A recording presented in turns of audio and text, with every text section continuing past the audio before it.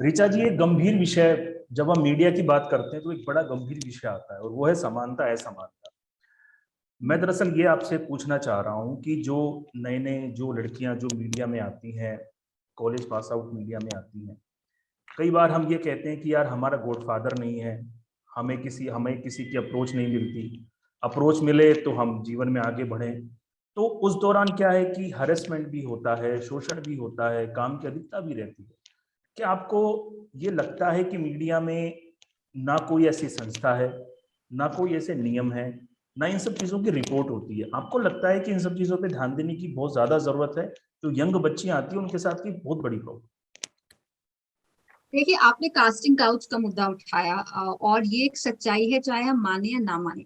मुझे अपने निजी अनुभव में कभी ऐसा सामना करने को नहीं मिला। मे बी मैं एक ही कंपनी में ज्यादातर रही और वहां पर महिलाओं के साथ एक बहुत अच्छा बर्ताव और उनके लिए एक समान मौके रहे हैं, और वहां महिलाएं भी अच्छी एडिटोरियल पोजीशंस पे हैं। तो मुझे इस चीज का खुद निजी तौर पर सामना नहीं करना पड़ा, लेकिन ऐसे किस्से जरूर मैंने सुने हैं कि किसी के साथ कुछ ऐसा हुआ या किसी के साथ इस तरह से नाजायज मांगे रखी गई।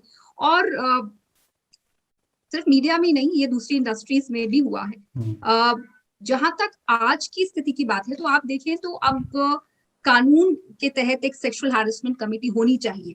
मुझे नहीं पता कि वो कितने न्यूज चैनल्स या कितनी न्यूज कंपनीज में, मीडिया ऑर्गेनाइजेशंस में कितनी गंभीरता से ली जाती है, और कितनी लड़कियां वहां पर एनकरेज होती हैं अपनी बात को रखने के लिए। कुछ समय पहले, कोरोना से पहले, मी टू का एक दौर चला था, आपको याद होगा।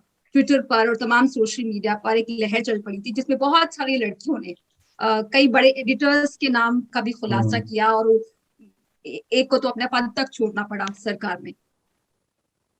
तो ये एक सच्चाई है, कड़वी सच्चाई है। और ऐसी बॉडीज बहुत कम हैं। अगर हम रेगुलेटरी संस्थाओं की बात करें, तो जैसे इलेक्शन कमीशन है, जैसे यूएन है, कुछ उसी स्तर पर हमारी रेगुलेटरी बॉडीज प्रेस में काम कर रही हैं, सेल्फ रेगुलेटेड है। उस स्थिति में आदर्श स्थिति नहीं है, बहुत कुछ किए जाने की जरूरत है। और मुझे फ्रैंकली स्पीकिंग बहुत ज्यादा उम्मीद इसलिए नहीं लगती, क्योंकि आज के दौर में अगर हम मीडिया को देखें, आप एडिटोरियल को देखें, तो कितना अनबाइस्ड है, कितना क्रेडिबल है, उस पर एक बहुत बड़ा सवालिया निशान है। और मैं किसी एक चैनल या एक कंपनी की या एक विचारधारा की बात नहीं कर रही हूँ। ज्यादातर लोग बटे हुए हैं।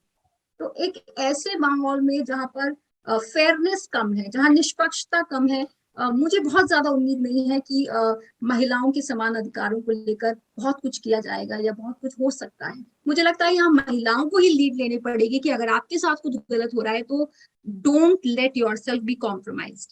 जी, किसी को अपना फायदा मत उठाने दीजिए। विनीता जी। और इस इनसिक्योरिटी से बाहर आना चाहिए कि मेरा कोई गॉड फादर या गॉड मदर नहीं है।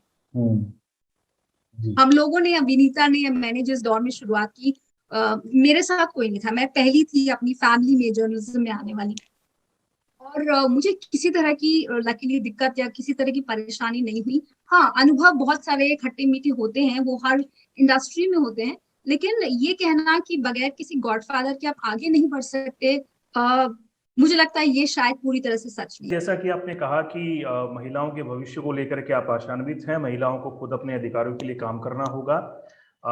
आप इस चर्चा में हमसे जुड़ी, आप महिला दिवस के मौके पर आपने हमारे साथ अपने विचार साझा किए। ऋचा जी, आप भी हमसे जुड़ी, आप दोनों का एक बार फिर मेरी पूरी टीम की ओर से मैं आपका आभार व्यक्त करता हूँ। धन्यवाद। Thank you. Thank you. चलिए।